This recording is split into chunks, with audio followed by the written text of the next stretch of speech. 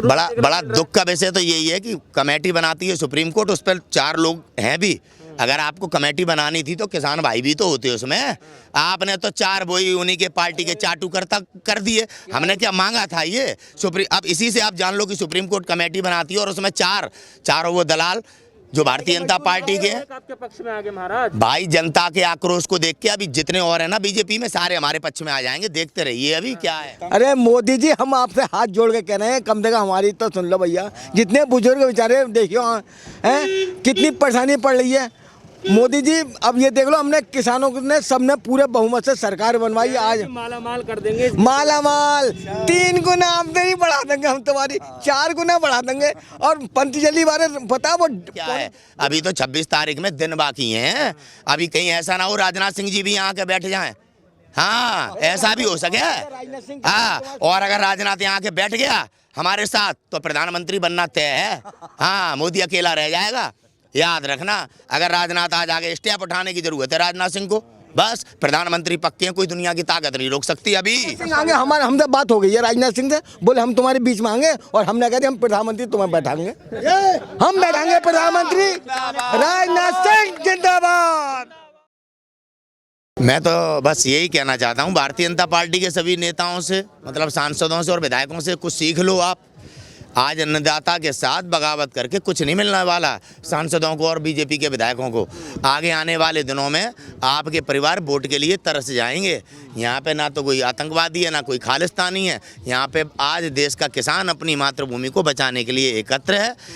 आपकी सरकार ने काला कानून बनाया, चोरों की तरह कानून बनाया, संवैधानिक तौरों का उन्होंने पूर्ण तरीके से इस्तेमाल नहीं किया। इस प्रकार से राज्यसभा में कानून पारित कराया गया, ये उल्लंघन है, क्योंकि इमरजेंसी देश में लगी नहीं है। जैसे अध्यादेश पे अध्यादेश लाते जा रहे हो। आदित्यनाथ योगी देखो, उसके ऊपर सुनने में आया कि वहाँ के हाई कोर्ट ने उन कानूनों को निरस्त किया है। सुनने में आया, मुझे कुछ पता नहीं है अभी पूरी जानकारी। भूपेंद्र सिंह मान के लिए आप क्या कहना चाहते हैं? 4 कमेटी जो बनाई गई थी उसमें से जो 4 मेंबर्स थे, एक ने तो मना कर दिया। मैं जिन्होंने मना किया है भूपेंद्र सिंह जी ने, किसानों के साथ भूपेंद्र सिंह जी ने जिन्होंने मना किया है उन्हें मैं अपने दिल से धन्यवाद देता हूं कि देर आए दुरुस्त आए। और आज आप अपने भाइयों के साथ खड़े हैं, मुझे बड़ा खुशी है कि उन्होंने कमेटी से बाहर आ गए। वो बहुत खुशी है। तो आपके लिए तो फिर तो एक बड़ी जीत होगी आपके हिसाब से। अभी हम जीत नहीं मानते, हमारी जीत जब ही है जब हम काले कानून वापस करा के और MSP पे कानून बनवा के यहाँ से जाएं।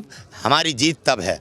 हमें तो बस अब केवल ये देखना है कि देशभक्त कौन है और देश का गद्दार कौन है। जैसे कि मोदी जी कहते थे, कसम है इस मिट्टी की, बिकने नहीं दूंगा, झुकने नहीं दूंगा। पूरा देश बेच दिया, पूरा देश बेच दिया। रेलवे के माध्यम, रेलवे के लिए बोलते थे, बिहार की रैली में उनकी आत्मा से जुड़ी है, रेलवे बेच दिया। प्रधानमंत्री ने कसम खाई थी कि कसम है मुझे इस मिट्टी की, मैं देश बिकने नहीं दूंगा। उनकी इस बात का मान सम्मान आज देश का किसान रख रहा है। नरेंद्र मोदी तो वो झूठे हैं, जो बोलते हैं वो करते नहीं हैं। आज किसान लेकिन अपनी मातृभूमि को बचाने के लिए आज दिल्ली के चारों ओर खड़ा हुआ है। अच्छा, हेमा मालिनी जी जो हैं सांसद हैं, आप लोगों ने वोट बड़ी भारी संख्या में दिया उनको, वो ये कह रही हैं किसान ना समझे, वो तो PM प्रधानमंत्री मोदी जी की भाषा बोलने लगी। तो इनका चरित्र देश जानता है। हेमा मालिनी का ये कुछ भी बोल सकती है, कंगना कुछ भी बोलती है, अर्नब गोस्वामी कुछ भी बोलता है, DNA करने वाला कुछ भी DNA करता है। कभी 6 साल में मोदी ने क्या किया वो DNA नहीं करेगा। वो समझ में आया? तो ये वो लोग हैं जो देश को गुमराह कर रहे हैं। आज देश समझ चुका है, समझ चुका है। हेमा मालिनी एक एक्टर है, पैसे दो जो कहोगे वही बोलेगी। इनका चरित्र यही है, सच्चाई यही है। देश जानता है ये किस तरह के लोग हैं। कहने दो जो कह रहे हैं। आज देशभक्त और देश के गद्दारों की लड़ाई है, हम आमने सामने खड़े हैं। आगे आने वाले दिनों में आप ये देखें कि भारत का नागरिक किशोर है। अच्छा, एक ये भी खबर चल रही है इसमें कि बताया जा रहा है कि आप लोग कह रहे हैं 26 तारीख को जो है ट्रैक्टर ट्रॉली से आप लोग मार्च करने वाले हैं, लेकिन आपके नेता तो मना कर रहे हैं, कह रहे हैं कि नहीं किया जाएगा। जो जगह पे, जो जिस स्थान पे हो रहा है उसी स्थान पे किया जाएगा। नहीं, ये गलत फहमी है। देश को गुमराह किया जा रहा है। हम 26 जनवरी को, हमारा लोकतांत्रिक अधिकार है, ये संविधान हमें अधिकार देता है। हम 26 जनवरी के पर्व को जरूर मनाएंगे और लाल किले पे जाके मनाएंगे। इसमें कोई भी किसी भी तरीके से अगर देश को गुमराह करता है तो वो देशवासियों को धोखा दे रहा है। हमारा एक तरफा सीधा बयान है कि 26 तारीख को हम ट्रैक्टर समेत दिल्ली कूच करेंगे और अपने तिरंगे को फहराएंगे। ये हमारा संवैधानिक अधिकार है, इसे ना तो न्यायपालिका छीन सकती है, ना प्रधानमंत्री छीन सकता है, ना गृह मंत्री छीन सकता है। हम अपने अधिकार का पूर्ण रूप से इस्तेमाल करेंगे। अच्छा, एक बीजेपी नेता का बयान आता है कैलाश चौधरी जी का, वो ये कह रहे हैं कि जो किसान भाई जो हैं पहले इस बिल जो है उसको अपना करके देखें, अगर पसंद नहीं आता है तो सरकार इसमें जरूर संशोधन कर देगी। सरकार इतनी लाचार और कमज़ोर हो गई है, कभी राजनाथ कहता है 2 साल के लिए इस बिल को आप वो कर लो, ये क्या है, लड़कियों का खेल खेल रहे हो, गुड्डी गुड़ियों का खेल खेल रहे हो क्या? जब हमने मना कर दिया कि हमें ये बिल चाहिए ही नहीं, और जो लोग इस प्रकार से गुमराह करने का प्रयास कर रहे हैं उनसे मेरा एक निवेदन है कि आप इस बिल का एक लाभ गिनवा दो। चीफ जस्टिस ऑफ इंडिया, प्रधानमंत्री मोदी, राजनाथ सिंह, गृह मंत्री तोमर साहब और जो भी बीजेपी का बहुत बढ़िया प्रवक्ता हो, एक लाभ केवल बताइए आप कि किसान के हित में ये लाभ है, बताइए आप, तब हम माने। ऐसे गुमराह करने से देश अब बेवकूफ़ नहीं है जो गुमराह होगा। आज देश जागरूक है, इसलिए यहाँ पे अभी इतनी तादाद में भीड़ है। समझ में आया? पूरे दिल्ली को चारों ओर से जिन लोगों ने घेर रखा है वो सभी किसान हैं। कभी किसानों पे टिप्पणी करते हैं तुम किसान नहीं हो। अरे आप भारत के नागरिक हैं?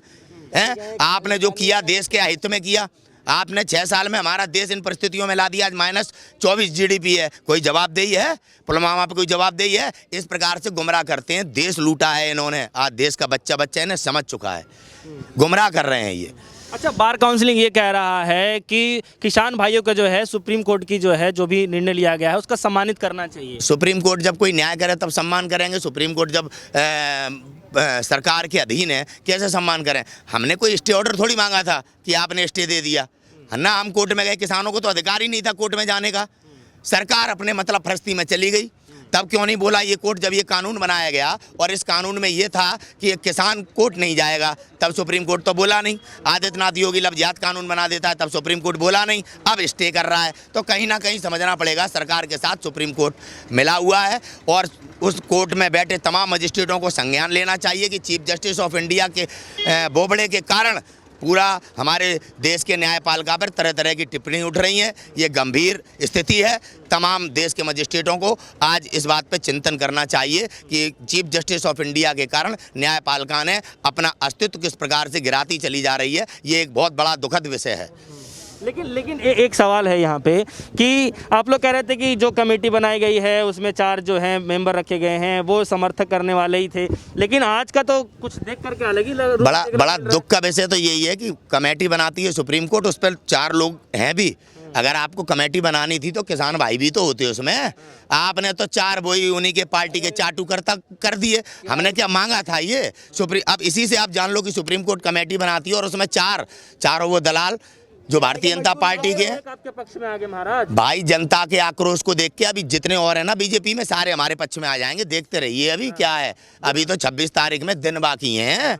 अभी कहीं ऐसा ना हो राजनाथ सिंह जी भी यहाँ के बैठ जाएं।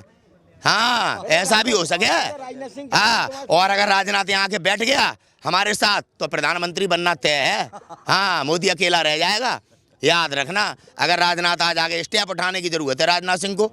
बस प्रधानमंत्री पक्के हैं, कोई दुनिया की ताकत नहीं रोक सकती। अभी मोदी हटेगा और राजनाथ बनेगा। अब कदम उठाने की जरूरत है, सीधी बात है। ठीक है, अभी आंदोलन जारी रहेगा। आंदोलन जारी रहेगा जब तक बिल वापस नहीं होंगे। कोई दुनिया की ताकत खत्म नहीं कर सकती। हाँ, आंदोलन जब खत्म हो सकता है तब हम सबको मार दिया जाए। उससे पहले तो खत्म होने की बात ही नहीं। देखो, हमारी माताएं बहनें हैं यहाँ पे डेली, जैसे मेट्रो चलती है ना 5 मिनट में ट्रॉली आवे, कोई रसगुल्ला, कोई छेना और कोई हलवा लावे। हमारी माताएं बहनें बेचती हैं। सारे लोग तो यहाँ हैं, लेकिन उसमें एक संदेशा भी बेचती हैं हमारी माताएं बहनें, डटे रहना, पीछे मत हटना। हाँ, डटे रहना, पीछे मत हटना। जो चाहिए हम यहाँ से खाने को भेज रहे हैं। ये कहते हैं फंडिंग हो रही है। इतने तो बेवकूफ़ लोग हैं सरकार में बैठे हैं, अन्नदाता देश पाल रहा है, उन्हें कहते हैं कि फंडिंग हो रही है। पूर्व chief justice of India Markandey Katju ji रहे हैं, उन्होंने बोला है कि जो कमेटी बनाएगी उसको कम वोट से उससे मतलब कंपेयर कर इस कमेटी का। अब आप देख लो कि न्यायाधीश किस प्रकार से बोल रहे हैं। कुछ ना कुछ तो आज सुप्रीम कोर्ट ने अपने अस्तित्व में कहीं ना कहीं कुछ ऐसे काम किए हैं ना, जो आप रिटायर्ड जज और तमाम वकील आज सुप्रीम कोर्ट की आलोचना कर रहे हैं। अच्छा, कमेटी में आप किस तरीके की वो चाहते हैं संशोधन? हम कमेटी चाहते ही नहीं, संशोधन का मतलब ही नहीं हमारा तो सीधा कहना है, जब से आए हैं एक बात, सीधी बात, कि बिल वापस हो और MSP पे कानून बने। इसके अतिरिक्त जो भी देश में कहा जा रहा है वो सरकार के द्वारा गुमराह किया जा रहा है। अब आप देखिए, एक बात और बताऊं, अब क्या है, इन्होंने नई टेक्निक शुरू कर दी है कि राम मंदिर के नाम पे चंदा दो। राम मंदिर के नाम पे इतना चंदा पहले ही है जिसकी कोई 2 राम मंदिर बन जाएंगे, जैसे ये बनाना चाह रहे हैं 2 राम मंदिर बन जाएंगे। लेकिन अब आज अपने कर्मों को छुपाने के लिए घर घर जाके चंदा मांग रहे हैं। देशवासियों से निवेदन है कि आप ऐसी गंदी राजनीति से बचें हैं जो चंदे के नाम पे देश लूटा जा रहा है। प्रधानमंत्री केयर फंड में भी चंदा लिया था, खा गए साहब। 8,500 करोड़ का भिखारी प्लेन लाया है जब देश में लोग भुखमरी से मर रहे हैं। समझने की जरूरत है इस सरकार को, इन देश विरोधियों को जिनने देश बेच दिया है। अब लड़ाई देशभक्त और देश विरोधियों में है। अब देश को तय करना है, आप देश विरोधियों के साथ हो या देशभक्तों के साथ हो, जो आपके देश के किसान, आपके देश के अन्नदाता आज अपने देश की हिफाजत करने के लिए दिल्ली के चारों ओर डटे हुए हैं अपनी मांगों को लेकर। घोड़ा घूम रहा है जिसकी कीमत बताई जा रही है कि जो मोदी का प्लेन है उससे महंगा हमारा घोड़ा है, उसमें सच्चाई कितनी है? सच्चाई है उसमें, प्लेन का कोई भरोसा नहीं, घोड़ा मालिक को पहचाने। प्लेन में तो कोई बैठ के उड़ जाए, बात सही कह रहा है वो आदमी। घोड़े की कोई कीमत ही नहीं है, अनमोल है, वो तो 8,500 करोड़ का है। घोड़ा मालिक को पहचाने, प्लेन में जाके उड़ा लूंगा अगर जानता हूँ उड़ाना, लेकिन मेरे घोड़े को, अगर मेरा घोड़ा है तो आप नहीं चला सकते। अनमोल है साहब, आगे खतरे को पहचाने। हाँ, वफादार होता है घोड़ा। प्लेन क्रैश हो जाए, घोड़ा क्रैश ना हो। देखा महाराणा प्रताप के पीछे जब शत्रु थे, घायल था घोड़ा, उसने वो नहर पार करा के तब अपना दम तोड़ा था। तो इसलिए घोड़े की कोई कीमत नहीं है। इस कठोर सत्य को समझने की जरूरत है, बेवकूफ नहीं समझेंगे। आगे दुश्मन खड़ा है तो घोड़ा आगे को कदम नहीं दे सकता, पीछे को खड़ा हो जाएगा, पीछे को चला जाएगा और प्लेन, एरोप्लेन क्रैश हो जाएगा। आज हमारे मोदी जी आज हमें इतना दुखी कर रहे हैं। अरे मोदी जी, हम आपसे हाथ जोड़ के कह रहे हैं, कम से कम हमारी तो सुन लो भैया। जितने बुजुर्ग बेचारे देखियो हैं कितनी परेशानी पड़ रही है। मोदी जी अब ये देख लो, हमने किसानों ने सबने पूरे बहुमत से सरकार बनवाई। आज माला माल कर देंगे, माला माल 3 गुना आमदनी बढ़ा देंगे हम, तुम्हारी 4 गुना बढ़ा देंगे। और पंतजलि वाले पता, वो रामदेव का आटा, रामदेव का पंतजलि का आटा 90 रुपए किलो, 90 रुपए किलो बेसन, 60 रुपए किलो गेहूं का आटा। अरे कम देखो, हमारी माल्टा जो बना रही है, इन्हें शर्म नहीं आ रही ने। आज हमें देखो कहाँ मोदी जी ने, अरे भाई मोदी जी तुम्हारे बड़े अच्छे दिन आ रहे हैं, आज हम सड़कों पे बैठे हैं। ओ मोदी जी, आज हम आपने तो वोट दिया था ना। अरे भैया मोदी वोट दिया हमने। जब मोर नाचता है ना, जब मोर नाचता है तो बड़ा अच्छा लगे, और जब अपने पैरों देखे है ना तो सिर पकड़ के रोवे भैया यार मेरे पैर बड़े गंदे। आज हमने मोदी जी सरकार बनवा दी, आज मोदी जी की सरकार बनवा दी। आज हम यहाँ आए, रोड पे आ गए। लाइट का बिल, ये घरेलू बिल, ये भी सब प्राइवेट में कर दी। 1500 का 2000 का बिल आ रहा है लाइट का। और ट्यूबवेलों का बिल 2200 का 2500 का आ रहा है ट्यूबवेल का बिल, जो कि एक साल में किसान 25,000 रुपये दे रहा है। कमेटी से सदस्य टूट के आपकी टीम में आ गए, कह रहे किसानों के लिए हर बलि देने के लिए तैयार हूँ मैं। कौन कह रहा? हाँ, आ रहे हैं वो आएंगे। और हाँ, हम उनका स्वागत करते हैं। और हमारे तो बीच में राजनाथ सिंह में आएंगे, राजनाथ सिंह आएंगे। हमसे बात हो गई है राजनाथ सिंह से, बोले हम तुम्हारे बीच में आएंगे। और हमने कहा हम प्रधानमंत्री तुम्हें बैठाएंगे, हम बैठाएंगे प्रधानमंत्री। राजनाथ सिंह जिंदाबाद।